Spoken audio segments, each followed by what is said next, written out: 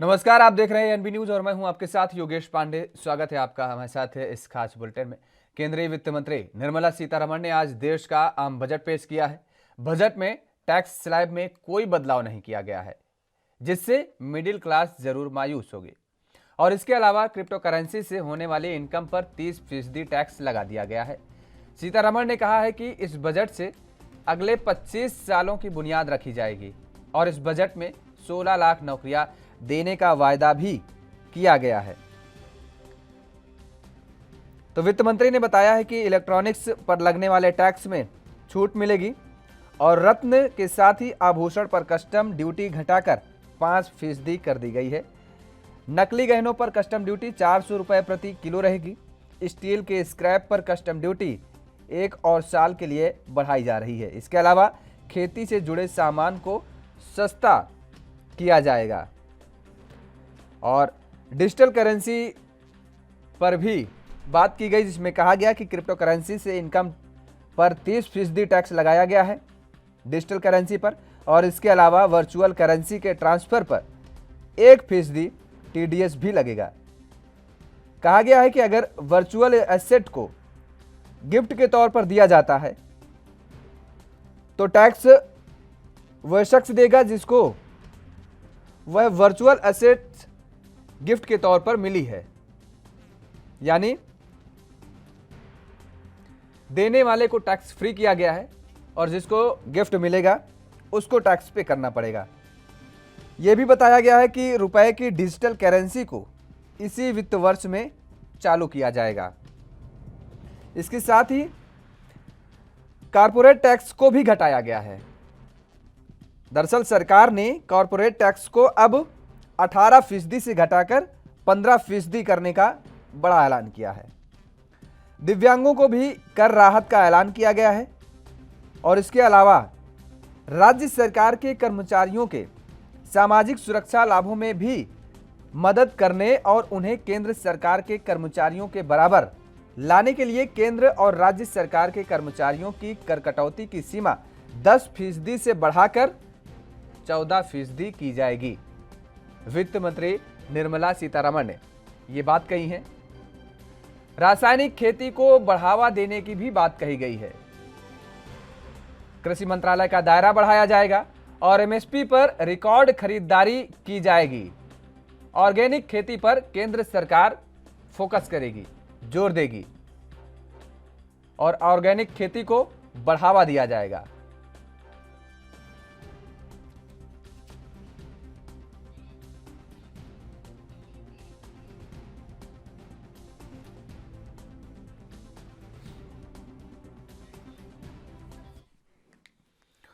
तो आज आम बजट जिस तरीके से पेश हो रहा था और वित्त मंत्री निर्मला सीतारमण ने पूरी जानकारी इसकी दी है। उन्होंने इसी मुद्दे पर चर्चा करेंगे कि आखिर देश का जो हर नागरिक उम्मीद लगाए बैठा था कि आने वाले बजट पर उसे राहत जरूर मिलेगी, कितनी राहत मिली और कितनी राहत नहीं मिली, कितनी मायूसी छाई रही बजट को लेकर के, इसी मुद्दे पर आज चर्चा करेंगे और समझने की कोशिश करेंगे। पल्लव पाल जी हमारे साथ जुड़े हुए हैं, आर्थिक विश्लेषक हैं, आपका बहुत बहुत स्वागत है। वरुण पुरोहित जी जुड़े हुए हैं, कांग्रेस के प्रवक्ता हैं, आपका भी बहुत बहुत स्वागत है। अश्विनी शाही जी हमारे साथ जुड़े हुए हैं, भारतीय जनता पार्टी के नेता हैं, आपका भी बहुत बहुत स्वागत है। सबसे पहले वरुण पुरोहित जी आप ही के पास आते हैं। कांग्रेस इस बजट को किस नजरिए से देख रही है? बहुत सीधा और सिंपल सवाल। ईमानदारी से बोलूं तो ये बजट मेरे को बजट लगा ही नहीं, बड़ा बोरिंग स्पीच टाइप होती है, जैसे फॉर्मेलिटी की जाती है वैसा लगा। पहले जब बजट आया करते थे तो कुछ पत्रकार, कुछ लोग बोला करते थे पुरानी बोतल में नई शराब और ऐसे कमेंट किया करते थे, लेकिन अब उस कमेंट लायक भी ये बजट नहीं है। आप मुझे बताइए, बजट में इन्होंने जैसे छोटे छोटे एग्जाम्पल देता हूँ, क्रिप्टो करेंसी पे टैक्स लगाया, अच्छी बात है, लेकिन क्रिप्टो करेंसी क्यों, उसको चालू ही क्यों रख रखा है हिंदुस्तान में? जब आपने कैश क्रंच है हिंदुस्तान के अंदर, कैश जब चला करता था नोटबंदी से पहले, तो ये एक आरोप लगाया करते थे कि भारत में कैश की पैरेलल इकोनॉमी चलती, लेकिन कैश की इकोनॉमी जो ये जिसको ये लोग संज्ञा दिया करते थे पैरेलल इकोनॉमी की, उससे हमारी देश की इकोनॉमी रूरल इकोनॉमी चलती थी और वैश्विक मंदियां जितनी भी आई भारत पे कोई असर ही नहीं होता था, डॉलर ऊंचा नीचा हो क्या फर्क पड़ता था। लेकिन जब से रुपए को डॉलर से कन्वर्टेबल बनाया किसी भी सरकारों में किसी को क्रिटिसिज्म नहीं कर रहा हूँ, पूंजीवाद का दौर है। जब से कन्वर्टेबल बनाया रुपये को, जब से आप अमेरिका की पूंछड़ी बन गए। आपको याद होगा, आप यंग हो तो आप घर में पूछ सकते हो कि पहले आता था रुपए की वैल्यू 70 पैसे, या इतनी रह गई उतनी रह गई, 5 पैसे घट गई, 10 पैसे बढ़ गई। वो चीजें खत्म हो गई। इंडिपेंडेंस जो रुपए की थी वो समाप्त हो गई। अभी मैंने टीवी पे देखा, पूरा एनालिसिस तो पूरा बजट आएगा, पढ़ के बता पाऊंगा। जो हाईलाइट्स आप लोग बता रहे हो, आरबीआई ई रुपया चालू करेगी, डिजिटल रुपया चालू करेगी। भाई डिजिटल रुपया क्या चीज है? ये डिजिटल करके आप इकोनॉमी को जितना दूसरों के हाथ में दे रहे हो, आप डिजिटल करो, अच्छी बात है, लेकिन जब करो जब आपके पास खुद का सर्च इंजन हो, सबके गूगल हो, अपने कई बार अपन डिस्कस कर चुके। अब सारा डेटा, सारा कंट्रोलर विदेशियों के हाथ में हो जाएगा, विदेशियों का इन्वेस्टमेंट इनमें हो जाएगा, तो फिर आपको कंट्रोल वही करेंगे आपकी हर चीज को। अभी एक चीज और छोटी सी है, हो सकता है लोगों को जो अपने आप को एडवांस समझते हो उनको अच्छी लगे, मुझे तो अच्छी नहीं लगी। विदेशी यूनिवर्सिटीज को आप हिंदुस्तान में वो दे देंगे एंट्री। आप मुझे बताइए, क्या हिंदुस्तान की पढ़ाई गलत है? क्या हिंदुस्तान की यूनिवर्सिटीज गलत है? अगर स्टैंडर्ड बनाए तो इंप्रूव करो हिंदुस्तान की यूनिवर्सिटीज को। वो क्या ट्रेनिंग देंगे हमको? आज जिस आर्यभट्ट जी ने जीरो का आविष्कार किया, जिसको लेके सैटेलाइट बना रहे विदेशी, आप कह रहे हो आके मैथमेटिक्स में हमारी नॉलेज बढ़ाएंगे, साइंस में बढ़ाएंगे। हमारे सारे ताड़ पत्र ले जाकर के ही तो उन्होंने रिसर्च करी। हमारे को रिसर्च पे फोकस करना चाहिए था। नहीं, ये भी हो सकता है ना कि जैसे एक मेंटलिटी बन जाती है वरुण जी, कि देखते होंगे कि यहाँ से लोग, भारत से लोग विदेशों में पढ़ने जाते हैं, तो वो मेंटलिटी फिक्स है कि दरअसल भारत में हमें उच्च क्वालिटी की शिक्षा नहीं मिल पाती है, इस वजह से हम जा रहे हैं। हो सकता है कि सरकार का एक यही कदम हो कि उस मेंटलिटी को तोड़ने के लिए विदेशी यूनिवर्सिटीज के लिए द्वार खोल दिया जाए भारत में, और यहीं के छात्र यहीं पर पढ़ाई करें रह करके। नहीं, भारत की आईआईटी, भारत की एम्स कैसी बढ़िया नहीं है क्या? आप बताइए मुझे। आपने जब एम्स और आईआईटी हमने बढ़ाया, चाहे मनमोहन सिंह जी ने बढ़ाया, चाहे मोदी जी ने बढ़ाए, कॉलेजेस बढ़ाए, तो क्या हमारे स्टैंडर्ड की पढ़ाई नहीं है क्या? विदेशियों को खोलने का मतलब क्या है? आप तो कह रहे मेंटेलिटी तोड़ने को, क्या देश की सारी शिक्षा गिरवी रखोगे आप? ये बिल्कुल गलत नोशन है। जो विदेश पढ़ने बच्चे जाते हैं उसके कई कारण है, एक ही कारण नहीं है। वो उसके आरक्षण से लेके अनेकों सामाजिक कारण है, इसलिए बच्चे वहां जाते हैं। आपको प्रॉपर माहौल नहीं मिलता लड़कियों को, आपके सामाजिक सुरक्षा अच्छी ढंग से नहीं है, कई अनेकों कारण है सामाजिक। राजनीति बहुत है यूनिवर्सिटीज में, चुनावबाजी होती है, गुंडागर्दी। ये माहौल जो समाज का माहौल है उसको देखते हुए अधिकांश बच्चे जाते हैं। मेरे घर के भी कुछ बच्चे गए, लेकिन वो वापस आ जाएंगे। लेकिन मैं जो बात कर रहा हूँ, जैसे क्लीन एनर्जी पे फोकस किया, ये किसको फायदा होगा? किसका शेयर बढ़ रहा है क्लीन एनर्जी से? आम जनता को क्या फायदा होगा? मैं बात करता हूँ मिडिल क्लास की। आपको टैक्स में कोई रिबेट नहीं दी, टैक्स में कोई राहत नहीं दी। आप 2 साल पहले, मैं नाम नहीं लूंगा, नेशनल चैनल्स पे नोएडा में था, 1 तारीख को ही था, बजट में आया, हम मिल्क को, देश में दूध को डबल कर देंगे। मैंने उस समय भारतीय जनता पार्टी के राष्ट्रीय प्रवक्ता थे, फिर वो चले गए थे छोड़ के। मैंने उनसे पूछा, भाई दूध को कैसे डबल कर दोगे आप? या तो विदेशी गाय लाओगे जिसका दूध हमारे लिए सूटेबल नहीं होता, होल्स्टीन का, इनका, आप किसी से पूछ लीजिएगा, या फिर आप पाउडर आयात करोगे दूध का। तो दोनों ही सूरत में दूध को कैसे डबल करोगे? हाँ, पशुधन डबल करने की बात करते हो तो हमारे लिए ठीक रहता है। आप देखिए, पूरी जो बजट की जो अभी तक का जो भाषण देखा, और उससे अभी तक जो फौरी तौर पे आपने भी देखा, मैंने सबने देखा, उसमें जो हमारे एग्रीकल्चर इकोनॉमी है, जो पशुधन से रिलेटेड है, आपके जो देसी, जिसको देसी इकोनॉमी कहते हैं, उसके बारे में, रिवाइवल के बारे में कुछ नहीं सोचा। आप डिजिटल कर रहे हो, उससे जो है हमारा देश सुधरने वाला नहीं है, देश को कोई लाभ होने वाला नहीं है। हाँ, आपको जीएसटी कलेक्शन ज्यादा आ जाएगा उससे। फिर आप कहोगे हमने जीएसटी कलेक्शन कर लिया। जब केंद्रीकरण हो गया टैक्सेशन का, अभी अर्थशास्त्री जी बैठे, आप पूछिएगा, राज्यों को, सरकार के पास तो ऑप्शन है नहीं। केंद्रीयकरण होने से जो सबसे खराब बात हुई है, अच्छी भी होंगी, ये ज्यादा बताएंगे, जीएसटी का कलेक्शन केंद्र सरकार के हाथ में, चाहो जैसे उड़ाओ, सेंट्रल विस्टा बनाओ, 8.5 करोड़ के जहाज खरीदो, चाहो जैसे उड़ाओ, कोई कंट्रोल नहीं है। जब स्टेट्स के पास भी थे कुछ हथियार, तो स्टेट्स अपनी इकोनॉमी को सुधार कर सकते थे। लेकिन ये आर्थिक सुधारों के नाम से, चाहे मनमोहन सिंह जी की सरकार हो, चाहे मोदी जी की सरकार हो, ये पूंजीवादी प्रवर्तक सरकारें हैं। पूंजीवाद भारत में सक्सेस हो नहीं सकता। इसलिए आप देखिए, कल परसों मैं टीवी पे देख रहा था, आपका समय और नहीं लूंगा, फिर दूसरे वक्ताओं को दीजिएगा। 4.5 करोड़ इमीडिएट रोजगार टीवी चैनल्स के हिसाब से, जो आपकी दूसरी संस्था है उनके हिसाब से इमीडिएट देने की दरकार है। आप कह रहे हो 16 लाख इससे आ जाएंगे, 60,000 उससे आ जाएंगे। अरे भाई, मैं जो आपको आंकड़ों पे नहीं जाना चाहता, आंकड़ों की जगलरी पे किसी भी प्रकार से, क्यों पूंजीवाद में आंकड़ों की जगलरी होती है। चाहे मैं आपने हमेशा मुझे देखा होगा, चाहे कांग्रेस का पक्ष रखता हूं, कांग्रेस के समय के आंकड़ों को भी मैं कोई एनफोर्स करने की बात नहीं करता हूँ या एंडोर्स नहीं करता, ना बीजेपी के समय की करता हूँ। आम आदमी पे जाइए, आम आदमी की दशा देखिए, जब आपको समझ में आएगा। पहले के राजा महाराजा भी कपड़े ओढ़ ओढ़ के रात को देखते थे भाई आम आदमी कैसे चल रहा है। आम आदमी को कोई आपकी 9% प्रोजेक्टेड एस्टिमेटेड जीडीपी होगी, इतनी ग्रोथ रेट होगी, इससे कोई मतलब नहीं है। जब तक मेरे घर की, मेरे आसपास की, मेरे पड़ोसियों की, मेरे परिवार की इकोनॉमी ठीक नहीं होगी, जब तक मुझे कोई मतलब नहीं है। आप एम्प्लॉयमेंट कैसे दोगे निजीकरण करके, आप मुझे बताइए। रेलवे का निजीकरण, एलआईसी का आईपीओ की आप घोषणा कर रहे हो, बहुत जल्दी ला रहे हैं। एलआईसी से कितने लोग जुड़े हुए हैं, कितना जॉब जुड़ा हुआ है, और आप उसको प्राइवेट कर दोगे तो प्राइवेट आदमी क्यों देगा भैया जॉब? इतने एक आदमी से 10 आदमी का काम कराएगा। ऐसे रेलवे जो है उसको आप प्राइवेटाइजेशन करे जा रहे हो। सबसे बड़ी संस्था है रीढ़ की हड्डी भारत में, भारतीय समाजवाद चलेगा, आयातित पूंजीवाद नहीं चल सकता पांडे जी। बाकी अर्थशास्त्री जी आपको एक्सप्लेन करेंगे। पल्लवपाल जी आपके पास आएंगे और समझने की कोशिश करेंगे, लेकिन उससे पहले एक बार अश्विनी शाही जी से कमेंट ले लेते हैं, क्योंकि आप उसके बाद बेहतर तरीके से एक्सप्लेन कर पाएंगे और बता पाएंगे, समझा भी पाएंगे।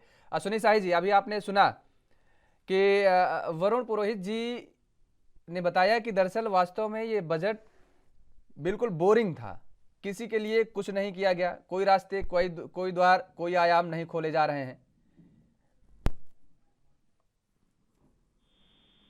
ये अगले 25 साल का बजट है, ये इसको नकारना जो है एक तरह से कहा जाए कि चश्मा जो है पहन कर आंखें बंद कर लेने से दुनिया जो है में अंधेरा नहीं होता है, आंखें खोलकर देखना पड़ता है। इस पर देखिए, पूरे बजट पर कहाँ ध्यान दिया गया है? पूरे बजट पर इंफ्रास्ट्रक्चर पर ध्यान दिया गया है। इंफ्रास्ट्रक्चर पर ध्यान दिया गया है। आम आदमी के लिए पूरा हिंदुस्तान में सबसे ज्यादा कहा जाता है हम कृषि प्रधान है, खेती के सामान को सस्ता किया गया, कपड़े को सस्ता किया गया है। और हम लोगों का जो बजट का फोकस है, इंफ्रास्ट्रक्चर 25 सालों तक अगर बेहतर करेंगे, जैसा कि अभी माननीय वित्त मंत्री जी ने कहा कि आने वाले दिनों में ज्यादातर हमारी जो है आबादी शहरों में शिफ्ट करेगी, तो अगर एक बेहतर इंफ्रास्ट्रक्चर का बजट आप पेश करेंगे तो उससे रोजगार भी मिलते हैं और शहरों का और संसाधनों का सृजन भी होता है। तो ये बजट उसको ध्यान में रखकर बनाया गया है। तो इसी तरीके से देखिए, डिजिटल की बात अभी जो है हमारे कांग्रेस के नेता कर रहे थे, तो अब डिजिटल का मतलब ये नहीं, प्राइवेट जो है करेंसी, क्रिप्टो करेंसी आती थी तो वो सवेरे 5 रुपए की, रात में 5 रुपए की, सवेरे 5,000 की हो जाती थी, वो नहीं होगा। ये नियंत्रित चीजें लेकर आ रही है सरकार। तो इस पर जैसे एक रजिस्ट्री की बात अब आ जाइए, तीसरा उदाहरण देता हूँ, एक देश एक रजिस्ट्रीकरण। इसी तरीके से इन लोगों ने जीएसटी का विरोध किया था। जीएसटी पूरे देश में एक हो गई, कितना बेहतर उसका कलेक्शन आ रहा है। अभी ये लोग उसकी तमाम बुराइयां गिनाते हैं। अब आप कम से कम एक चीजों को, ईज ऑफ डूइंग बिजनेस को बेहतर करने के लिए अगर पूरे देश में रजिस्ट्रीकरण एक हो जाएगा, एक देश एक रजिस्ट्रीकरण, तो ईज ऑफ डूइंग बिजनेस उससे बढ़ेगा। तो ये आम आदमी, कारोबारी, स्टार्टअप सबको रखकर, ये ध्यान में रखकर ये बजट बनाया गया है। इस बजट में हर चीज पर, हाईवेज पर देखिए ध्यान दिया गया है, कृषि पर विशेष फोकस किया गया है, सौर ऊर्जा पर फोकस किया गया है, रक्षा मंत्रालय का देखिए बजट किस तरीके से जो है रक्षा मंत्रालय में स्टार्टअप शुरू करने के लिए बजट में जो है प्रावधान किए गए हैं। उद्योग और रोजगार जो बढ़ाने की बात, और फिर मैं कहूंगा कि जब अगर हमारा स्टार्टअप बढ़ेगा, चाहे इंफ्रास्ट्रक्चर पर जोर जाएगा, तो ये उद्योग और व्यापार बढ़ेगा। उसके बाद शिक्षा पर आ जाइए, शिक्षा पर इन्होंने विशेष ध्यान दिया है। विदेशी यूनिवर्सिटी की बात हमारे कांग्रेसी मित्र ने कहा, विदेशी यूनिवर्सिटी आएगी हिंदुस्तान में। अगर एक जहां पर मंडी होती है, एक तरह से समझ लीजिए शिक्षा के कई, जैसे मान लीजिए कि मिठाई की दुकानें हैं, लोग जाते हैं, उनको अलग अलग तरीके की मिठाई की मिल जाती है। एक बाजार में अगर लोहे का बाजार है तो लोहे के सामान तरह तरह के मिल जाते हैं। तो जो बच्चे बाहर जाते हैं पढ़ने, अगर वो सुविधा हम हिंदुस्तान में उपलब्ध करा देंगे तो हमारे बच्चे बाहर नहीं जाएंगे, वो शिक्षा उनको यहाँ मिलेगी। तो इन सब चीजों से कांग्रेस तो हमेशा जो है नेगेटिव पॉलिटिक्स करती है, यहाँ पर नेगेटिव नहीं, यहाँ पर पॉजिटिव पॉलिटिक्स की बात हम लोग कर रहे हैं। और हमेशा माननीय जो है नरेंद्र मोदी जी के नेतृत्व में जो सरकार चल रही है, उसने देखिए जितने बजट पेश किए हैं सब में एक विजन है, आगे ले चलने की बात है। अभी आप देखिए जो है ग्रोथ, कितना ग्रोथ दिखाया गया है। आरबीआई ने इस महामारी के बाद हिंदुस्तान का ग्रोथ क्या जो है एक्सपेक्ट किया है। तो बजट उसका एक बहुत ही मूल चीज होती है। इतना बढ़िया बजट देश के लिए वल्ले वल्ले वाली बजट है, एमएसएमई से लेकर सबके लिए है। कांग्रेस को लगेगा नकारात्मक राजनीति करने वाले लोग हैं और ये करते रहेंगे। इसमें देखिए टैक्स में जो है अगर सुधार सरचार्ज को कम कर दिया गया, कई जगह राहत दी गई है। पांडे जी इसको ध्यान से देखने का भी डिटेल आएगा तो उसमें सभी चीजें और मिलेंगी। अभी जो मोटा मोटी है, कुल मिलाकर मैं ये कहूंगा कि हिंदुस्तान की जनता के लिए, हिंदुस्तान के भविष्य के लिए ये बहुत ही अच्छा और शानदार बजट है। बिल्कुल ठीक है, ज़्यादा बेहतर तरीके से बता पाएंगे और हम समझने की भी कोशिश करेंगे। पल्लव पाल जी, वास्तव में क्या था बजट में और क्या जो उम्मीद मध्यम श्रेणी के लोग लगाए बैठे थे, मिडिल क्लास के लोग जो लगा के बैठे थे कि उम्मीदें बहुत, क्योंकि अक्सर ये देखा गया है कि बजट कभी भी कोई भी आया है तो उसमें मिडिल क्लास के लिए खास तौर पर कोई राहत दिखती नहीं है। जो पिसता है वो मिडिल क्लास की फैमिली ही पिस जाती है। तो क्या वास्तव में ये बजट सबके लिए एक समान आया है, सबको आगे ले जाने की ग्रोथ, सबकी ग्रोथ के लिए ये बजट कह रहा है? बजट ग्रोथ ओरिएंटेड है। मैं बजट को दूंगा 4 नंबर, 10 बजट दूंगा ना। प्रॉपर कोई डिस्ट्रिक्ट का कोई प्रॉपर टारगेट दिया गया। जो फाइन प्रिंट में आया है वो 65,000 करोड़ के आसपास आया है, जो कि किसी भी तरीके से जस्टिफाइड नहीं। आप LIC, लोग कह रहे हैं कि LIC को प्राइवेटाइज किया जा रहा है। LIC को प्राइवेटाइज नहीं किया जा रहा। पहली बात, पहले दिमाग से स्टॉक मार्केट में आने का मतलब प्राइवेटाइजेशन नहीं हो जाता है। गवर्नमेंट अपना इक्विटी स्टेक डाइल्यूट कर रही है क्योंकि गवर्नमेंट को पैसा चाहिए डेवलपमेंट करने के लिए।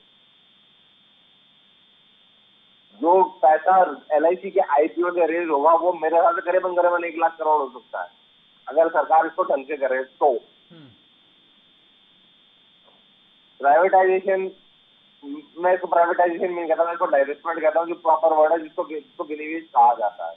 ठीक है, अगर प्रॉपर ढंग से सरकार अपना विनिवेश प्रोग्राम रन करे, ठीक है, तो ये प्रॉब्लम जो आज हमारे पास कैश फ्लक्स होने की आ रही है, बार बार फिस्कल डेफिसिट की जो इशू बार बार रेज किया जा रहा है, ये नहीं रेज होगा। ठीक है, दूसरी बात, हम कब तक सब्सिडी की बैसाखियों पे अपनी इकोनॉमी को और अपने समाज को खड़ा करते रहेंगे? क्यों खड़ा करते रहेंगे? रोहित साहब कह रहे थे कि हम सामाजिक परिवेश में जी रहे हैं और हम जीते रहेंगे। अरे साहब, 1947 से बाहर आ जाओ। और बीजेपी वालों को कहूंगा, डिजिटल एज के चक्कर में पूरे देश की इकोनॉमी का पट्टा मत बताओ। कोई एक बीच का रास्ता आपको अपनाना पड़ेगा।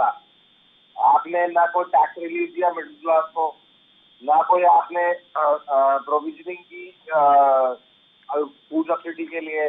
पिछले साल आपने 2,07,000 करोड़ रुपए फूड सब्सिडी में बांटे, उसके केस में कोई प्रोविजनिंग नहीं किया आपने उसके जो आपका फ्यूचर फॉर डेवलपमेंट है, जॉब डेवलपमेंट के लिए, उसके लिए कोई प्रोविजनिंग नहीं की है। क्या बजट का मेरे को समझ में नहीं आया। हालांकि अभी बहुत सारा फाइन प्रिंट आना बाकी है बजट का, मैं उसको देखे बिना पूरा कमेंट नहीं करूंगा, पर जो अभी तक मुझे जो दिखाया उसको मैं 10 में से 4 नंबर दूंगा। ये लोग किसान बड़ा कर रहे हैं, ऑर्गेनिक खेती करने का भी साफ तौर पर कहा गया है कि उस पर सरकार जो है फोकस करेगी, और किसानों को लेकर के ये कहा जा रहा है कि उनकी आय में बढ़ोतरी की जाएगी सरकार के द्वारा, ऐसे सरकार की तरफ से ऐसे कदम बढ़ाए जाएंगे। तमाम सारी चीज़ें कही जा रही हैं।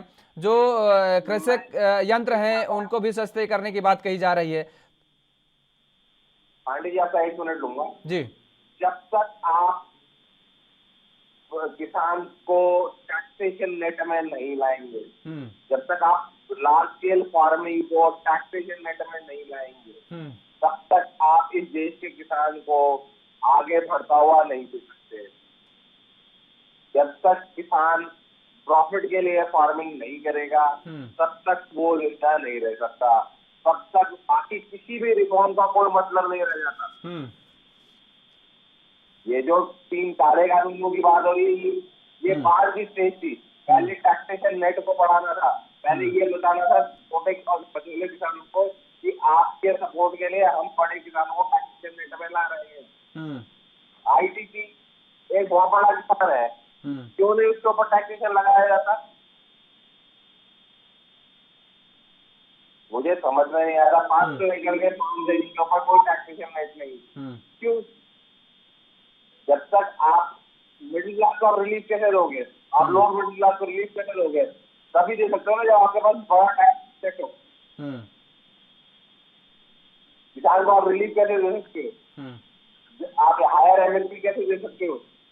जब आपके पास पैसा हो तभी तो दोगे। पैसा कौन से आएगा? पैसा हो। आपकी 70% जनता और 14% देश के रेवेन्यू के लिए बैठी हुई है। अच्छा, सबसे बड़ी बात इसमें हम किस चीज को जोड़ रहे हैं, कौन सी रेल को कौन सी रेल से जोड़ रहे हैं, ये हमें समझ में ही नहीं आता। बिल्कुल।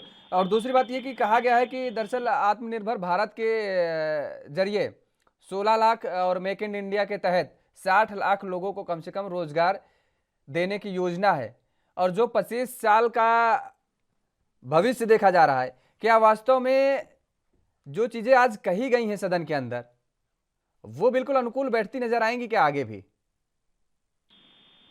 मैं आपको इसके फेवर में स्टेटमेंट देता हूँ। मैं आपको पांडे जी, मैंने कल शाम को भी ये चीज कही थी कि शाम को जब जी के साथ में बैठा हुआ था, आपके बैंकिंग सिस्टम में इस टाइम पे 10.5 लाख करोड़ रुपए कैश पड़ा हुआ जो अनयूटिलाइज है। आपकी जीडीपी ग्रोथ रेट 9% है, तो आपकी क्रेडिट ग्रोथ रेट 20 से 22% होनी चाहिए। आपकी क्रेडिट ग्रोथ रेट 11% से कम है। क्यों है ये दोनों नंबर मैच नहीं करते। 9.2% और 11% क्रेडिट ग्रोथ रेट मैच नहीं करता है।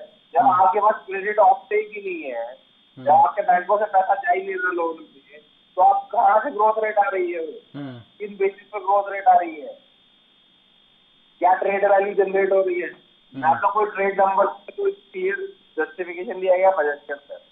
मैं इसीलिए कह रहा था कि अभी फाइन प्रिंट करना बाकी है। जब तक पूरा फाइन प्रिंट नहीं आ जाता है तब तक पूरा कमेंट करना गलत होगा। मगर जो अभी तक ओवरऑल नंबर मुझे दिखे उसके हिसाब से 4 नंबर पे आ रहा है तो बिल्कुल ठीक बात। वरुण पुरोहित जी। जी हाँ बोलिए।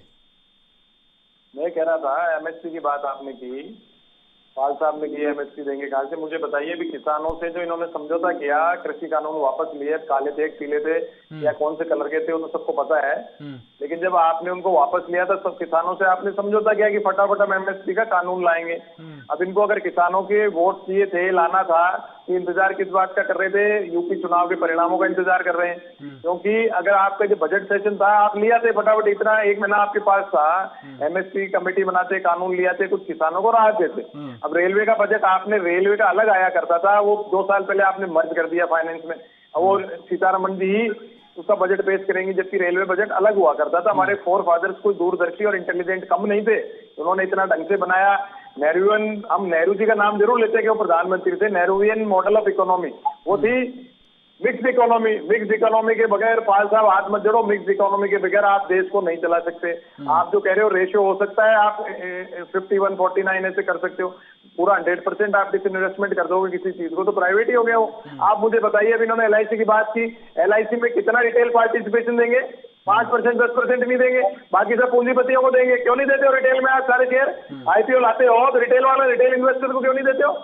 देते हो क्या आप? 2%, 5% नहीं देते। इस पे भी आप पाल साहब से आंसर होगा। एक रोड में बता दिया 25 साल, तो क्या 25 साल आप ही रहोगे देश में? जैसे केजरीवाल लाया मैं इतने साल, ये सब क्या है? जगलरी है। आदमियों को सपने दिखाइए, सपने बेचिए और उसके बाद अपने वोट लेके आनंद लीजिए। मैं वही तो कह रहा हूँ, इनको आम आदमी से सरोकार ही नहीं है।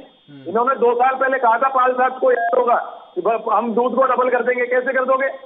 ये सब मतलब आपने कुछ भी बोल दिया और जनता उस पर विश्वास करती जाए, ये मजा करते जाए। देखिए ऐसे नहीं होता। रक्षा बजट बढ़ाना, उसका मैंने स्वागत किया, लेकिन आप रक्षा उपकरण कोई 100 रुपए की चीज 200 में खरीदोगे तो देश को कैसे जस्टिफाई करोगे? ये सब चीजें आपको, रेलवे बजट मर्ज करना, ये सब चीजें जो है आम जनता समझने लग गई है। आम जनता ने इन्होंने पार्टी विद द डिफरेंस समझ के दिया था, लेकिन अब इनको ये नहीं पता था जनता को कि इवेंट कंपनी को दे दिया हमने, पॉलिटिकल किसी पार्टी को वोट नहीं दिया। इन्होंने समझा कि हम इवेंट कंपनी है, हमको इवेंट करने के लिए वोट दिया है, तभी तो धड़ाधड़ इवेंट कर रहे हैं। 100 करोड़ खर्च हो जाने तो लुटा रहे हो पैसे। भाई ये चीज नहीं होती है, आम जनता के पेट में रोटी नहीं है। आप इससे बड़े बड़े, हमको नहीं चाहिए भैया एयरपोर्ट, नहीं चाहिए बड़े बड़े, नहीं चाहिए बुलेट ट्रेन, हमको रोटी रोजगार चाहिए। या तो फिर आप बजट में ले आते चाय पकौड़े के लिए कोई प्रोजेक्ट, नाले से गैस बनाने का प्रोजेक्ट, जो आम जनता, आम युवा जो है, आपने देखा भी प्रयागराज में, उनको घुस घुस के मार रहे हो आप। भाई रोजगार तो देना ही पड़ेगा, नहीं बढ़ोगे जन क्रांति आएगी, अराजकता पैदा होगी देश में। आप ऐसी क्यों, आप फोर्सेबली कोई चीज को लोकतांत्रिक देश में लागू नहीं कर सकते। और मैं देसी हिसाब बता रहा हूँ, जिस घर में खाने वाले ज्यादा, रिसोर्सेज कम, वहां आपको किसी भी हाल में मिक्स इकोनॉमी लानी पड़ेगी। प्योरली आप कैपिटलिज्म नहीं ला सकते हो ना। हम साम्यवाद की बात, लोग क्या है हिंदुस्तान में, इंडियन सोशलिज्म, भारतीय समाजवाद को है ना, यूएसएसआर सोवियत यूनियन था वो, या चाइना के साम्यवाद से जोड़ते हैं, वो बिल्कुल गलत है। हजारों साल से हमारा भारतीय समाजवाद रहा है, हम इक्वल डिस्ट्रीब्यूशन करते आ रहे हैं हर चीज का। जैसे लिमिट से ऊपर जाता है केंद्र सरकार, आज जो केंद्र सरकार है, जो भी रूलिंग बॉडी होती है, उसकी ड्यूटी होती है कि जैसे ही वो लिमिट क्रॉस करे आप उसको कंट्रोल करो, वापस समाज में डिस्ट्रीब्यूट करो। वो चीज हमारे खत्म हो गई, क्योंकि मैं हमसे तो देश चलाना नहीं चाहते।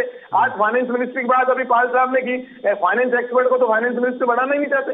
आप मुझे बताइए कौन सा फाइनेंस एक्सपर्ट है इनके पास में? 8 साल से कोई फाइनेंस मिनिस्टर जो है इनके पास फाइनेंस एक्सपर्ट नहीं है। मैं किसी की बुराई नहीं कर रहा हूँ, आप ये अन्यथा नहीं लीजिएगा। फाइनेंस एक्सपर्ट होते पाल साहब हैं, दूसरे और हमारे पास अर्थशास्त्री, उनको संभलाया होता था, आज ये चर्चा का विषय नहीं बनता।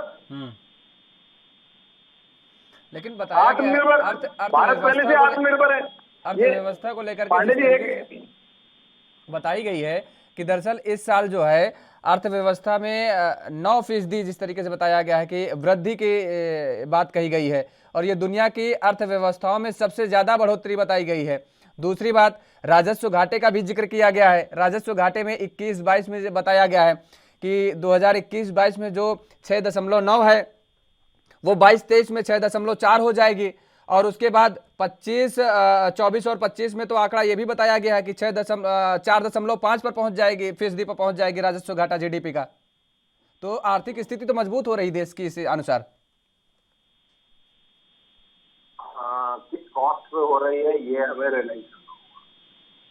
पहली चीज, अगर हम फिस्कल डेफिसिट को रिड्यूस करने की बात कर रहे हैं, राजस्व घाटे को रिड्यूस करने की बात कर रहे हैं, बहुत अच्छी बात है। आप बहुत दूरदर्शिता की बात कर रहे हैं कि आप अपने इकोनॉमी को स्टेबल रखना चाहते हैं, मगर क्या इस टाइम पे फिस्कल डेफिसिट ही इकलौता इशू है? नहीं। इस टाइम पे इशू डेवलपमेंट है, इस टाइम पे इशू ग्रोथ है, इस टाइम पे इशू एम्प्लॉयमेंट है। अगर at the cost of GDP अगर हमें थोड़ी सी ग्रोथ रेट मिलती है, हमें थोड़ा सा और एम्प्लॉयमेंट मिलता है, तो हमें वो रिस्क लेना चाहिए। ठीक है। दूसरी बात, जो नंबर की जगलरी 6.4 और 6.9 की जो बात हो रही है, 6.9 की तब बात हो रही है जब तक एलआईसी के आईपीओ का पैसा नहीं आया। एलआईसी के आईपीओ के बाद मेरे ख्याल से ये 6.4 के आसपास ही आ जाना चाहिए, 6.3 6.4 के आसपास। अगर हम 6.4 अगले साल मेंटेन भी कर रहे हैं तो कोई बहुत बड़ी बात नहीं है, क्योंकि हम 65,000 करोड़ का विनिवेश अगले साल लेके चल रहे हैं, क्योंकि नंबर में शो किया जा रहा है। ठीक है। 65,000 करोड़ से क्या होगा? क्या करना क्या चाहती है सरकार? क्या बताना चाहती है हमें? हमने अपना कैपिटल एक्सपेंडिचर को एक्सपांड कर दिया 37%। अगर वो नंबर कहाँ से आएंगे ये मुझे समझ में नहीं आ रहा है। तो ये नंबर की जंगलरी हो रही है बहुत ज्यादा, या हम कोई ऐसी चीज मिस कर रहे हैं, कोई ऐसा रेवेन्यू सोर्स मिस कर रहे हैं जिसको अभी तक हमने अकोमोडेट नहीं किया। अश्विनी शाही जी, आपने सुना पल्लव पाल जी ने भी बड़ी बारीकी से चीज़ों को बताया और समझाने की कोशिश भी की, और आप ये आरोप तो लगा सकते हैं वरुण पुरोहित जी पर कि विपक्ष में है तो विपक्ष का काम है शोर शराबा करना और उंगली उठाना, लेकिन जो जिस तरीके से पाल जी समझा रहे थे पूरी तरीके से, और उन्होंने साफ तौर पर तो ये कह दिया कि आंकड़ों से बाजीगरी की जा रही है, ये विपक्ष नहीं कह रहा है, पल्लव पाल जी कह रहे हैं, आर्थिक विश्लेषक हैं और कुछ सोच समझ के कह रहे होंगे। पल्लव जी की बातों को वो आर्थिक विशेषज्ञ हैं, इसमें उनका कोई दृष्टिकोण होगा, लेकिन इस समय देश के सभी आर्थिक विशेषज्ञ जो आप लोगों ने अपने चैनलों पर बुलाया है या पहले से जो समीक्षा कर रहे हैं, अभी जो समीक्षा कर रहे हैं, मैंने कई लोगों को सुना अभी बजट के बाद, उन्होंने बहुत सी खूबियां भी गिनाई। तो अपने अपने तरीके से देखने का, विश्लेषण करने का जो नजरिया होता है वो अलग होता है। राजनीतिक दल क्योंकि कांग्रेस की मैं बात करूंगा तो कांग्रेस अभी तक कोई दूसरा दल था नहीं। 56 सालों से ये बजट पेश करते आ रहे थे। जो इन्होंने दिया इधर उधर जो भी किया इनको कोई सामने दिखा नहीं। अब इन लोगों को कष्ट ये हो रहा है कि भारतीय जनता पार्टी इतना बेहतर बजट कैसे पेश कर रही है, तो खामियां गिनाना है। तो आर्थिक विशेषज्ञ का अलग नजरिया है, राजनीतिक दलों का अलग नजरिया है। इसलिए पल्लव पाल जी को मैं 2-4 चीजें अभी कहूंगा कि थोड़ा सा डिटेल आ जाने दीजिए पाल जी, तो हम लोगों को, हमको और आपको सबको ये दिखाई देगा कि क्या बाजीगरी है या आने वाले दिन का एक बेहतर जो है देश बनाने की परिकल्पना का ये मूर्त रूप दिया जा रहा है उसको। क्योंकि पिछले देखिए कितने सालों से ये बजट चला आ रहा है, हम लोग देख रहे हैं। कांग्रेस के लोग कह रहे हैं कि आर्थिक विशेषज्ञ नहीं है। भाई विशेषज्ञ नहीं है तो हम कांग्रेस से नहीं मांगे, हमारे पास विशेषज्ञों की कमी नहीं है, भारतीय जनता पार्टी में विद्वानों की कमी नहीं है। एक भी टैक्स नया इम्पोज नहीं किया गया है आम जनता के लिए। ये एक बेहतर है या नहीं है, ये पाल जी इस पर विश्लेषण करके मुझे बताएंगे। सरकारी खर्च बढ़ेगा तो रोजगार बढ़ेगा या नहीं बढ़ेगा, इस पर पाल जी हमको बताएंगे, थोड़ा सा मेरा मार्गदर्शन करेंगे।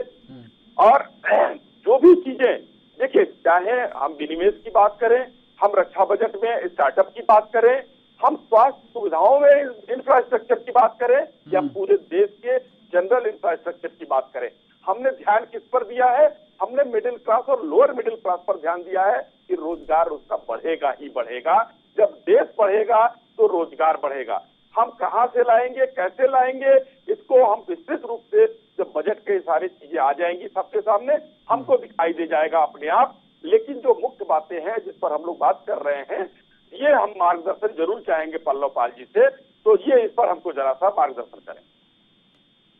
पल्लव पाल जी समझाएंगे, लेकिन एक चीज और है अश्विनी शाही जी, बातें कह दी जाती हैं किसानों के लिए। आपको याद होगा ना कि किस तरीके से बातें कही गई थी कि 2022 तक उनकी आय जो होगी वो दोगुनी हो जाएगी। किसानों के हालात क्या हैं, ये इसके लिए तो आप नहीं मुकर सकते ना, ये आप नहीं कह सकते ना कि वास्तव में उनकी आय दोगुनी कर दी गई है। प्रश्न अच्छा है, किसानों के लिए हम सामान सस्ता किए, हाँ सस्ता किए हैं। कमेटी की और अगर मुझे तारीख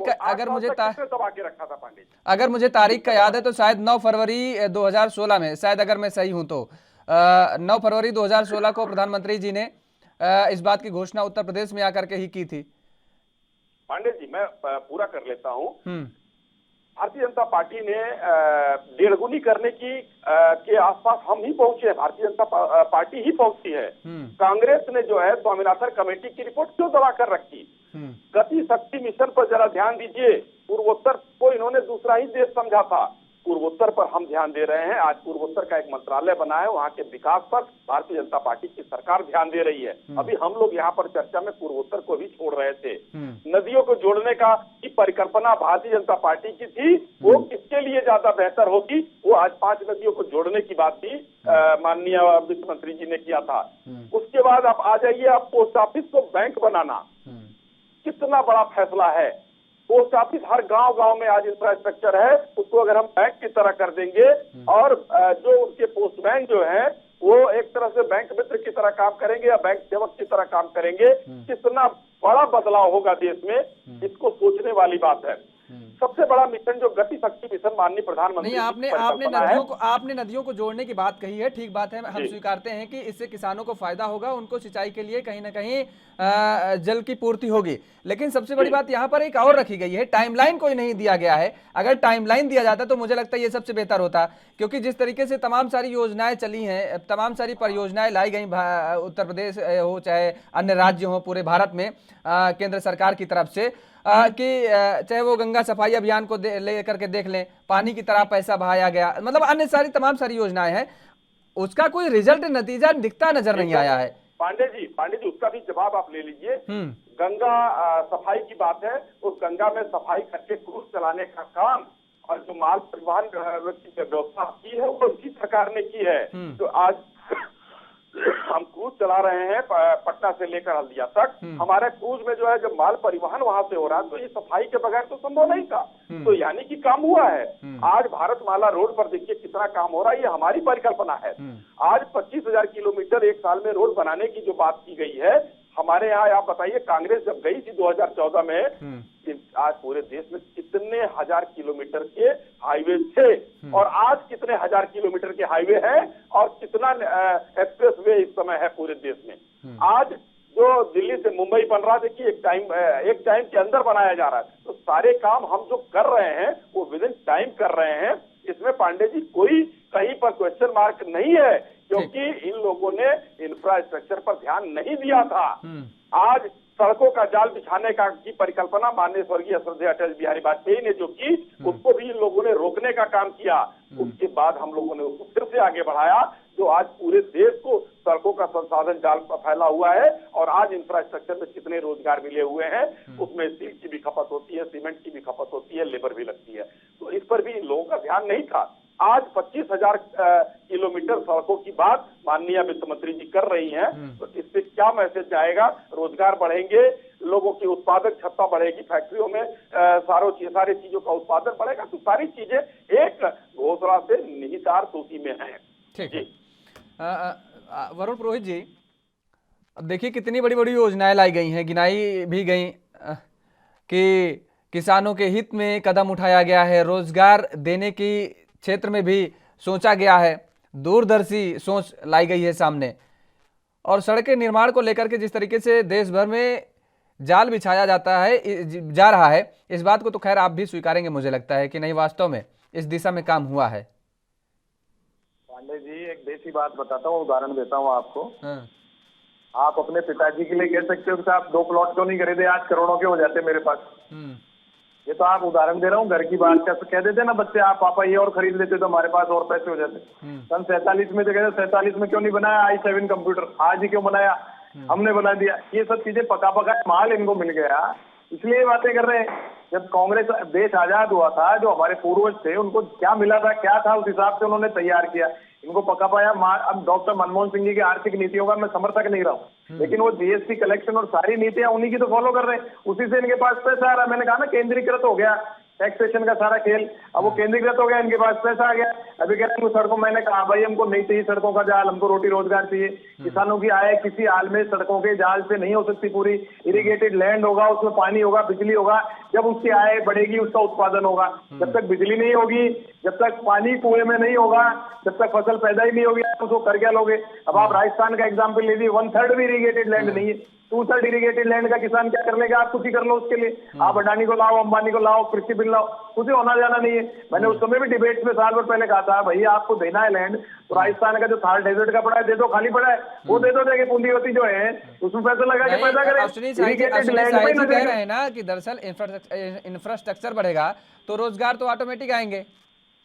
अरे भाई, प्राइवेटाइजेशन से कैसे बढ़ेगा ये समझाओ ना। 140 करोड़ के देश में आप तो मुझे ये समझाइए, प्राइवेट या तो आप रेलवे जैसे बेच रहे हो तो नई जो पूंजीपति थे उनको कहते भाई रेलवे की अपनी कंपनी बनाइए और आप अपने रेलवे स्टेशन रेल की पटरियां डलाइए, जब उसका आपका फायदा होता। आपने ऑलरेडी जो एम्प्लॉयड है, जनता का पैसा हमारे पे टैक्स का लगा, खून पसीने का, वो बेच के आप अपना घाटा भर रहे हो। अब घाटे की बात अभी आप पाल साहब से पूछिएगा, चाइना से अभी 30 नवंबर तक जो 6.5 लाख का करोड़ का व्यापार हुआ, 4,70,000 करोड़ का घाटा हुआ है। और 31 मार्च में आते कितना हो जाएगा आपके टोटल बजट का? 1/5, 1/6 घाटा तो आप चाइना से खा रहे हो। क्यों खा रहे हो भाई ये सब? आप बंद कर दीजिए। आत्मनिर्भर तो सन 47 में ही भारत हो गया था, सुई भी नहीं बनती थी। आज मैंने आपको कहा ना, इनको पका पकाया माल मिल गया तो कुछ भी बोलने को मुंह में आ रहा है। अभी खाली होता ना सब कुछ, सब आज से करते जब पता लगता। आज आपको, मेरे को, सबको हमारे माता पिता ने बना के सब कुछ दिया है, ये मोबाइल दिए, स्काइप दिया, ये लाइटें दी, इसलिए हम बोल पा रहे हैं। आज इनको पका पकाया माल मिला, मैं फिर रिपीट कर रहा हूँ, इसलिए ऐसी बातें कर रहे हैं। लेकिन इकोनॉमी जब सुधरेगी भारत की, इनको विदेशी आंख से दूर होना पड़ेगा। विदेशी छाया में चलना चाह रहे हैं, और क्लियर कट बोलूं, अमेरिका की छाया में चलना चाहते हैं। उसकी पूंछड़ी बना रखा है भारत को। स्टार्टअप क्या चीज है भाई? बच्चों को बरगलाने की चीज है स्टार्टअप। क्या पैसे नहीं मिलते थे लघु उद्योग के लोन? बैंक नहीं देते थे, पहले नहीं देते थे, कोई योजना नहीं थी। स्टार्टअप करके बच्चों को पढ़ने नहीं दे रहे। आज 12th का या फर्स्ट ईयर का बच्चा कहता है नहीं मैं तो ये नहीं करूंगा, मैं तो ये तैयार करूंगा, मैं ऐसे खोलूंगा। अरे खोलेगा कहां से? बिगर पैसे कहां से खोलेगा? और आगे कुछ खोलेगा तो जब तक धंधा नहीं होगा बाजार में कैसे करेगा? ये तो पहले ही स्टेटमेंट दे चुके भाई, चाय पकौड़े तले युवा कोई आंदोलन करते हैं। तो मैं यही तो कह रहा हूँ, इसमें इनके पास में एक्सपर्ट्स नहीं है। आज अटल जी, अडवाणी जी का युग था, अटल जी के टाइम कोई क्रिटिसाइज करता है क्या? 7 साल उनकी सरकार थी, किसी ने क्रिटिसिज्म किया? आप बताइए मुझे। आज क्लीन एनर्जी की बात आप शेयर बाजार 5 साल पूछ लीजिए, कौन से शेयर चढ़े? क्लीन एनर्जी वाले जो इन्होंने बजट में प्रोविजन किया, उससे किसको फायदा हो रहा है? ये सब चीजें सोचने वाली बात है। खाली पागल बनाने से, आज का युवा पढ़ा लिखा है, खूब पढ़ चुका है, लिटरेट हो चुका है, एजुकेटेड हुआ कि नहीं देश मुझे नहीं पता, लेकिन लिटरेट तो सारा देश हो गया है। और जो टेक्नोलॉजी जिसकी बात कर रहे हैं वो भी राजीव गांधी के जमाने में ये विरोध करते थे टेक्नोलॉजी का, कंप्यूटर का, आज उसी के बेस पे राज कर रहे हैं, मजा कर रहे हैं। अभी शाही जी ने कहा एक बात, मैं बोलता नहीं अक्सर किसी का नाम लेके कोई टिप्पणी, इन्होंने कहा जीएसटी का विरोध। अरे जीएसटी तो लाया मैं डॉक्टर मनमोहन सिंह जी की सरकार, मैं नहीं कह रहा, मैं किसी भी हाल में मनमोहन सिंह जी की आर्थिक नीतियों का समर्थक नहीं रहा, क्योंकि हमारी पार्टी में डेमोक्रेसी, पर जीएसटी तो कांग्रेस लाई। आप पेट्रोल डीजल को क्यों नहीं लाए जीएसटी में? आप जैसे ही वोटिंग खत्म हो गया आप लिख लीजिएगा मुझसे, ये पेट्रोल डीजल का भाव बढ़ा देंगे आम जनता को, अगर 10 तारीख को नहीं जीते उत्तर प्रदेश तो ये तांडव मचाएंगे देश के अंदर। आप ये बात मेरी याद रखना, अभी 10 तारीख फिर आ रही है, 40 दिन में नहीं है। अगर ये नहीं जीते ना किसी भी हाल में, कोई जिनके पाखंड नहीं चल पाया, और दूसरी सरकारें आ गई उत्तर प्रदेश में, ये 10 तारीख को परिणाम के बाद तूफान मचा देंगे, तांडव मचा देंगे देश के अंदर। आपने देखा पेट्रोल डीजल किस कदर बढ़ा रहे हैं, आम जनता का स्कूटर चलाना भारी है, और डीजल बढ़ाने से सारी चीजें, खेतों में डीजल का पंप लगता है, उससे खेती करनी पड़ती है पंप से, जब जाकर के खेती होती है। मैं तो उस जमाने में देखा हूँ जब बोरिंगों में गोबर का पानी मिला के डालते थे, जब बोरिंग मोटर खींचती थी पानी नहीं होता था, पानी टूट जाता था, मैंने देखी ये चीजें। आप ये मत कहिए कांग्रेस ने बहुत कुछ किया। जब भी आप बैठे यहाँ पर बैठे और शानदार मकान में बैठे हो, नहीं कहीं छपरे में बैठे हम लोग बातें कर रहे होते, लड़की का दूध पी रहे होते, वो भी जम जाता है 2 मिनट में। लड़की का मतलब भेड़ होता है शाही जी, वो पी रहे होते। आज ये मत कहिए, आप जो है ना, आप देखिए, मैंने आप मोदी जी का नाम नहीं लिया, आप कितनी बार कांग्रेस को बोल रहे हो, कांग्रेस के जमाने में सब कुछ मिला, उसका आप मिस यूज कर रहे हो। मैं फिर भी कांग्रेस बीजेपी नहीं कर रहा हूँ, आप पाल साहब से पूछिए मेरी बातें गलत हो तो। कैपिटल एक्सपेंडिचर बढ़ा है, वो बाजार के लिए अच्छा है या खराब है, ये बताइए आप। अरे भाई बाजार नहीं बनाना, हमको बाजारों नहीं बनाना, आपको निवेदन करूँ आज छोड़ के। क्यों नहीं बनाना है? आगे में जाना चाहिए, क्यों नहीं चाहिए? इकोनॉमी ठीक नहीं होगी, 70% गाँव में एग्रीकल्चर, आपके एग्रीकल्चर को कैसे बढ़ाओगे बताओ आप? पशुधन को बढ़ाने पे ध्यान दिया गया, देश बैलगाड़ी पर नहीं चलेगा, देश अब हवाई जहाज सफर करेगा, इरीगेशन बनाएंगे। और ये नहीं है कि आप पैसों के नहीं, हमको हमको हवाई जहाज नहीं चाहिए, जो मतलब है भाई हम बैलगाड़ी पर चलने के लिए थोड़ी है। ये सरकार आत्मनिर्भर है, आगे पूरे देश को आत्मनिर्भर बनाएगी। पशुधन पे कुछ नहीं बोल रहे हो, पशुधन डबल करोगे क्या? या दूध बाहर से आयात करोगे पाउडर, उसमें भी कोई घपले होंगे? आप मुझे बताइए पशुधन को कैसे डबल करोगे? मैं दूध ले रहा हूँ,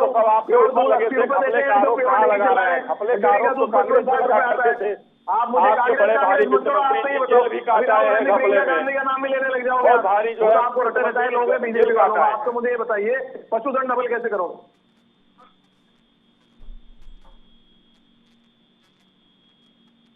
अश्विनी 25 साल आपकी गारंटी है, 25 साल आप ही रहोगे सत्ता में। अश्विनी शाही जी, वरुण पुरोहित जी पूछ रहे हैं कि पशुधन कैसे आप डबल करेंगे? वरुण पुरोहित जी थोड़ा सा अगर बाजार में निकले, देहातों में निकले तो सरकार, मैं उत्तर प्रदेश में हूँ, उत्तर प्रदेश की मैं बात कर रहा हूँ, हम पशुधन डबल, हम लोगों ने तो यहाँ पर एक सब कहते हैं ना कि भादों में गाय जो है बच्चा देती है, हम यहाँ पर तो जेनेटिकल चेंज की बात हम लोग कर रहे हैं। हम लोगों ने अब 12 महीने लीन मीन और प्लस का जो है वो टाइप खत्म कर दिया है। अब लीन मीन और प्लस नहीं रहता है कि बरसात में जो है ज्यादा बच्चे आते हैं और दूध ज्यादा होता है, ऐसा नहीं। अब गर्मी में भी बच्चे पैदा हो रहे हैं और अब जाड़े में भी जो है गाय बच्चे देती है, उस समय भी दूध होता है। तो ये हम पशुधन भी बढ़ा रहे हैं, दूध भी बढ़ा रहे हैं, उस पर काम हो रहा है। सर आप निकलिए बाहर वरुण जी और देखिए किस तरीके से दूध पर काम हो रहा है उत्तर प्रदेश में, बिहार में हो रहा है। मतलब समस्तीपुर से चालू हुआ है, नीतीश जी ने शुरू किया है एनडीए की सरकार में, वहां पर ये शुरू किया गया है पहले भादो यानी कि जुलाई। एक कमेंट ले लें अश्विनी शाही जी, एक कमेंट ले लेते हैं पल्लवपाल जी से, उसके बाद फिर मैं बताता हूं। आप कह रहे हैं ना कि देहात ग्रामीण स्तर का क्या है, दुग्ध डेयरी का हाल, वो मैं भी बताऊंगा आपको, क्योंकि मैं भी देहात क्षेत्र से, मैं भी ग्रामीण स्तर से जुड़ा रहता हूं और घूमता रहता हूं, देखता रहता हूं हालात क्या है। पल्लवपाल जी, दरअसल भारतीय जनता पार्टी तो कहेगी ही, अगर भारतीय जनता पार्टी के ना होती सरकार, कांग्रेस की होती या किसी भी दल की होती, तो भाई उसने तो बजट पेश किया है, वो तो तारीफ, वो तो गुणगान गाएगा ही गाएगा, वो तो उसको कोई कमी कोई खामी नहीं नजर आएगी, पूरे बजट में कोई कमी नहीं नजर आएगी। लेकिन वास्तव में क्या रोजगार के क्षेत्र में सरकार ने जोर दिया है क्या? क्योंकि जिस तरीके से पिछले दिनों भी देखने को मिला है कि छात्र आंदोलन करते नजर आए हैं। रोजगार की स्थिति बहुत भयावह है, इससे मुकरा नहीं जा सकता है। अश्विनी शाही जी भले ही ये कह दे कि नहीं रोजगार के आयाम बहुत खुले हैं, चाहे उत्तर प्रदेश, होर्डिंगों में रोजगार नहीं दी जाती है। आपकी बात प्रतिशत एग्री करूंगा मैं। सरकार ने पिछले 3 या 4 साल में पहली बार एक एक्सपेंशनिस्ट बजट की बात की है, जहाँ पे वो अपना खर्चा बढ़ा रहे हैं, जो भी कैपिटल एक्सपेंडिचर इसको बोला जाता है, गवर्नमेंट वाले खुद से कैपिटल एक्सपेंडिचर है 35% बढ़ाया गया है। उसमें कुछ नंबर्स की जनरली भी है और कुछ प्रेडिक्शन भी है।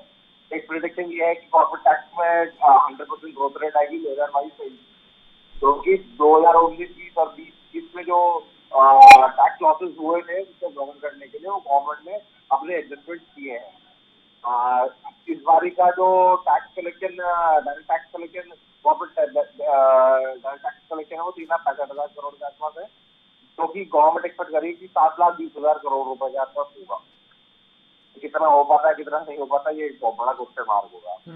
गवर्नमेंट ने जो एक्सपेंशनिस्ट बजट रिलीज किया है मैं इसके फेवर में हूँ, मगर मैं यहाँ पे पुरोहित साहब से डिसएग्री करूंगा एक चीज को लेके।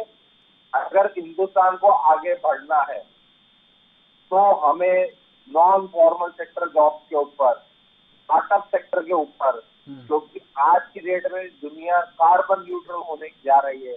हम लोग कितना कार्बन न्यूट्रल हो पाते हैं 2065 तक, हमें कार्बन न्यूट्रल होना ही पड़ेगा।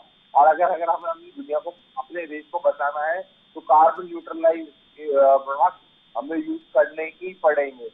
हम उस दिशा में क्या काम कर रहे हैं और हमारे स्टार्टअप क्या काम कर रहे हैं ये हमें देखना पड़ेगा। टाइप ऑफ एम्प्लॉयमेंट चेंज होंगे अगले 2 से 4 साल में, मैं ये मानता हूँ। जैसे कि शाही साहब और पुरोहित जी दोनों बोल रहे थे कि हमारा देश एजुकेट हो गया है, बट वो एम्प्लॉयबल है, ये बड़ा क्वेश्चन मार्क है।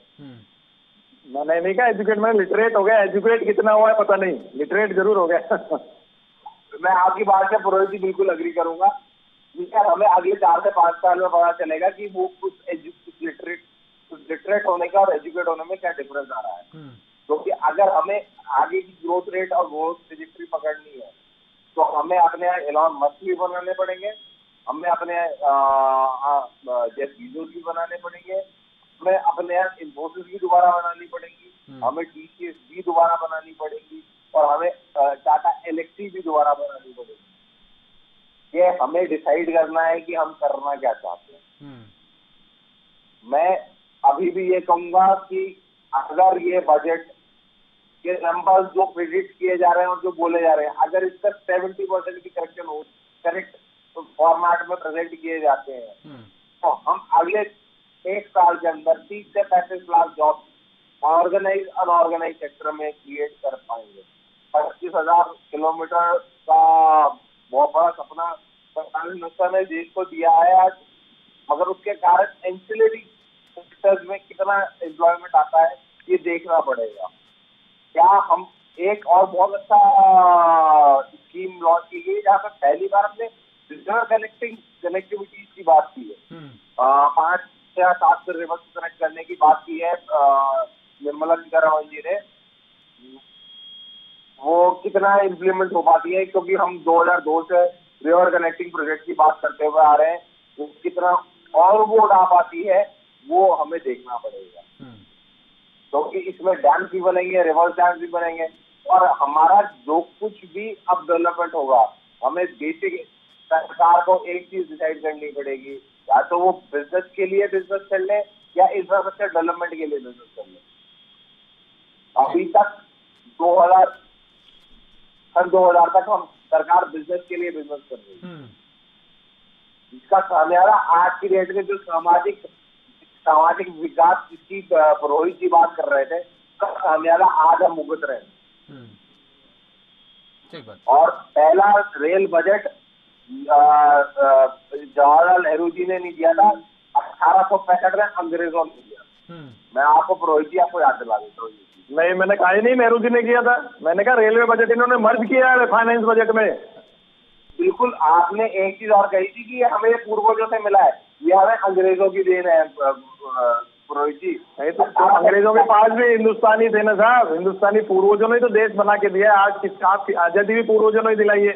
आप देखिए हिंदुस्तान की जो भी योजना है पूर्व में, आप अगर मैं बोल देता कांग्रेस ने दिया है तो आप राजी हो जाते। मैं इनकी जैसे नहीं करता, मैं वर्ड कांग्रेस को यूज ना करके मैंने हमारे पूर्वज, उसमें अटल जी की भी सरकार है, इंदिरा जी की भी है, राजीव जी की, सबको जोड़ता हूँ। मैं किसी का एहसान फरामोश की जैसे नहीं करता हूँ कि पूर्वजों ने, सबको पूर्वज जोड़ना पड़ता है। हमारे पूर्वज तो सारे ही किसी पार्टी से रहे, उन्हीं के कारण आज हम लोग बैठे। एक मिनट पुरोहित जी, मेरी बात सुनिएगा, यहाँ पे बहुत ध्यान से मेरी बात सुनिएगा। जो क्रिएट किया गया रेल बजट, उसका एक अलग रीजन था, क्योंकि उस टाइम पे देश को रेलवे इंफ्रास्ट्रक्चर की जरूरत थी। अंग्रेजों का बस करने का मतलब ये था, उसको अलग से क्रिएट करने के पीछे रीजन थे, उसको मर्ज करने के भी रीजन थे। अगर हम आज की डेट में एक कॉमन बजट अपने देश में प्रेजेंट नहीं कर सकते हैं, तो हमने क्या 1947 से आज तक क्या ग्रोथ रेट की, उसको उसके ऊपर एक क्वेश्चन मार्क लगता है। जब आप विदेशी निवेश की बात करते हैं तो विदेशी हमसे आके पूछते हैं, कभी आपने कैपिटल इंफ्रास्ट्रक्चर में लोगों को सुना हो तो आपको रियलाइज हुआ कि हम कितना पीछे हैं। तो हम पीछे हैं क्योंकि हमने आज तक कभी कैपिटल इंफ्रास्ट्रक्चर की बात ही नहीं की है। सन 2000 तक भारत ने, चाहे वो भाजपा की सरकार हो, चाहे वो कांग्रेस की सरकार हो, चाहे वो किसी और की सरकार हो, कैपिटल इंफ्रास्ट्रक्चर की बात नहीं की गई थी। पहली बार 1998 में फर्स्ट रेलेवेंस सतीश चिदम्बरम ने दिया था बजट के अंदर, कैपिटल इंफ्रास्ट्रक्चर का फर्स्ट रेफरेंस है इंडिया के अंदर। उससे पहले 1977 में एक माइनर का रेफरेंस आया था, उससे पहले कोई रेफरेंस नहीं थे। आज हम जिन नंबर की और की बात कर रहे हैं वो सन 2000 के बाद की जो कैपिटल इन्वेस्टमेंट है उसके बेसिस पर बात कर रहे हैं। इसके लिए कहा जाता है कि 2000 नंबर को अलग, बजट को अलग देखा जाए और पोस्ट 2000 बजट नंबर को अलग देखा जाए। आज हम बात कर रहे हैं कॉर्पोरेट टैक्सेशन की 7,20,000 करोड़ की, 7,20,000 करोड़ की। ये कितना इम्प्लीमेंटेबल है मुझे नहीं मालूम। नंबर अगर हम आज की डेट में सन 2000 से पहले का देखें और आज के नंबर देखें, बहुत फर्क है। क्योंकि हमने कैपिटल इंफ्रास्ट्रक्चर की बात करनी शुरू की है, जिसमें ये 25,000 किलोमीटर का जो प्रोजेक्ट आज लॉन्च किया गया वो हो, चाहे वो रिवर कनेक्टिंग प्रोजेक्ट हो, तो 5 रिवर को कनेक्ट करने की या कनेक्ट करने की बात की है, बहुत क्लियरली स्टेटेड है। उसके लिए क्या कितना कैपिटल आउटले गवर्नमेंट देगी, इसके ऊपर हमें देखना पड़ेगा, क्योंकि अभी भी बहुत सारी ऐसी चीजें हैं जो फाइन प्रिंट नहीं आया है। बिल्कुल ठीक बात। जैसे जैसे धीरे धीरे नंबर आते जाएंगे हमें ये पिक्चर क्लियर होती जाएगी। गवर्नमेंट ने जो प्रोविजनिंग की है जॉब क्रिएशन के लिए, वो कितनी इम्प्लीमेंटेबल है, ये 31 मार्च को ही क्लियर हो पाएगा। क्योंकि जब तक LIC का IPO क्लियर नहीं होता है, क्योंकि मार्केट करीबन मैं ये मानते चलता हूँ कि अगर 18% रिटेल इन्वेस्टमेंट आता है, 12 से 14% आप उसको कैपिटल इन्वेस्टर के थ्रू आता है, क्योंकि 25% होता है, 68% घर की सरकार के पास रहेगा। तो मैं ये मानता हूँ कि करीबन 75 से 70,000 करोड़ रुपए का हम डायरेक्टली मान के चलते हैं। तो हम ये मान के चलते हैं कि गवर्नमेंट कुछ इन्वेस्टमेंट इस साल में काउंट करेगी और कुछ अगले साल में काउंट करेगी। तो अगले साल का जो 65,000 करोड़ का टारगेट है वो बहुत छोटा नजर आता है। अश्विनी शाही जी, अब तो वरुण पुरोहित जी के नेताजी राहुल गांधी जी का भी ट्वीट आ गया है कि दरअसल ये बजट कुछ था ही नहीं, ना तो गरीबों के लिए, ना तो जिन लोगों को सैलरी मिलती है उनके लिए, ना तो मिडिल क्लास की फैमिली के लिए, किसी के लिए कुछ, ना तो मजदूरों के लिए, किसी को राहत नहीं मिली बजट से। राहुल गांधी ने ट्वीट किया है। पांडे जी, तो वरुण जी भी वही बात कर रहे हैं। चलिए, इन्होंने कांग्रेस का नाम नहीं लिया, इन्होंने कहा कि देश को बुलेट ट्रेन नहीं चाहिए, देश को जो है इंफ्रास्ट्रक्चर नहीं चाहिए, हमको टैक्स में राहत चाहिए। तो भाई, रक्षा में हम बेहतर कर रहे हैं, हम इंफ्रास्ट्रक्चर बना रहे हैं, हम बुलेट ट्रेन भी चलाएंगे, हम एयरपोर्ट भी बनाएंगे, हम पूरे विश्व में सबसे मुकाबला करने निकलते। एक तरफ कहते हैं आप कुछ करते नहीं है, मुकाबला कैसे करेंगे, दूसरी तरफ कह रहे हैं हमको कुछ चाहिए ही नहीं। तो भाई, देश को ऐसे पिछड़े अंधेरे में लालटेन युग में नहीं ले जाएंगे हम। हम ले चलेंगे सबके सामने, अमेरिका के सामने खड़ा करेंगे, हम रूस के सामने खड़ा करेंगे। आज हमारी इकोनॉमी देखिए किस तरीके से बढ़ रही है। हम देश जो विश्व के 4-5 देश हैं उनके साथ खड़े हैं, उनकी आंखों में आंखें डालकर बात कर रहे हैं हम हर तरह से। पहले हम जो आयात करते थे आज हम निर्यात कर रहे हैं, गोला बारूद और रक्षा सामग्री हम निर्यात भी कर रहे हैं। आज हम आत्मनिर्भर हो रहे हैं। वरुण जी 10 सेकंड है आपके पास। देखिए मैं पहले बता दूं, सबको पैनलिस्ट कह रहे हैं नदियों को जोड़ने की बात सबसे पहले राजीव गांधी लाए थे, आप याद कर लीजिए उस बात को। और ये बात कर रहे हैं रक्षा उपकरणों की, रक्षा उपकरण अगर बोपर तोपे नहीं राजीव गांधी के जमाने नहीं आती, मिराज 2000 नहीं आते, ये अश्विनी जी की पार्टियां सरकार में नहीं आती। ये बातें मत करिए आप, मैंने फिर कहा बार बार इन चीजों को रिपीट मत करिए कि हमने किया। आपने जो पूर्वजों ने हमारे बड़ों ने कर दिया उसको आगे बढ़ाने की बात करिए। आपने अगर विश्व से आप विश्व पटल पे लाना चाहते हो हंगर इंडेक्स में, तो आप भुखमरी करे जाओ और कह दोगे हम बुलेट ट्रेन चला रहे, बुलेट ट्रेन से क्या फायदा होगा देश की इकोनॉमी को? आज जब तक रोटी नहीं होगी पेट में, बुलेट ट्रेन में बैठेगा क्या? रोहित जी, अश्विनी साई जी और पल्लव पाल जी, आप तीनों मेहमानों का हमारे साथ जुड़ने के लिए बहुत बहुत शुक्रिया। तो बजट पेश हो गया है। आम आदमी को जो उम्मीदें थी रोजगार को लेकर के, किसानों को जो उम्मीदें थी उसको, अपने कृषि उपकरणों को लेकर के सरकार कह रही है कि हमने कहीं ना कहीं सबको राहत दी है, लेकिन लोगों में कहीं ना कहीं अभी भी निराशा देखने को मिल रही है।